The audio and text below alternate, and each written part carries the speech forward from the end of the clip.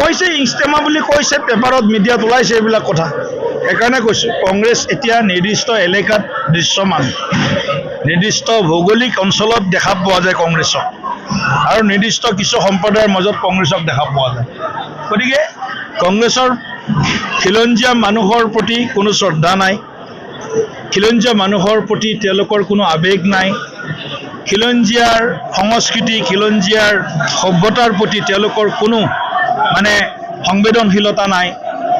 তেওঁলোকে খালি আমি এটা মিয়া শব্দ উচ্চাৰণ কৰাৰ লগে লগে তেওঁলোকৰ গাত লাগে। গতিকে তেওঁলোকৰ এনেধৰণৰ এটা পৰিৱেশ হৈছে যে কংগ্ৰেছ যেন এটা মুদ্ৰা, এটা পিঠি আনটো পিঠি মিয়া, এটা মুদ্ৰাৰ ইপিঠি আৰু সিপিঠি।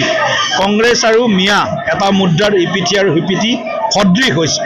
তেওঁলোকে অলপ লাজ পায় একচুৱেলি কথাটো ক'লে, কিন্তু আচলতে বাস্তৱতটো এইটোৱেই চলি আছে। বাস্তৱ ক্ষেত্ৰত এইটো চিট খুব ভাল হ'ব, খুব ভাল হ'ব। কি হ'ব তো আপোনাক নকওঁ এতিয়া, কি হ'ব আপোনালোকে গম পাব।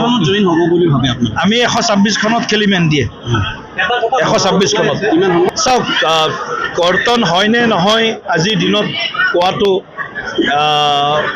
100% আমি ক'ব নোৱাৰোঁ, কিন্তু কিছু ছাৰ্ভে ইত্যাদি চলিছে, ৰাইজৰ মনৰ বুজ লৈছোঁ আমি, আৰু এই ক্ষেত্ৰত আমি কিছু অঞ্চলত নতুন মুখে প্ৰাৰ্থিত্ব পাবই, কাৰণ আমাৰ সমষ্টি বাঢ়িছে নিৰ্বাচন খেলিব পৰা, আৰু হয়তো ক'ৰবাত আমাৰ যি ছাৰ্ভে ইত্যাদিত যি প্ৰতিবেদন আহিছে তাত কিছুমানৰ অলপ চলপ ভাল আছে, অলপ চলপ বেয়াও আছে।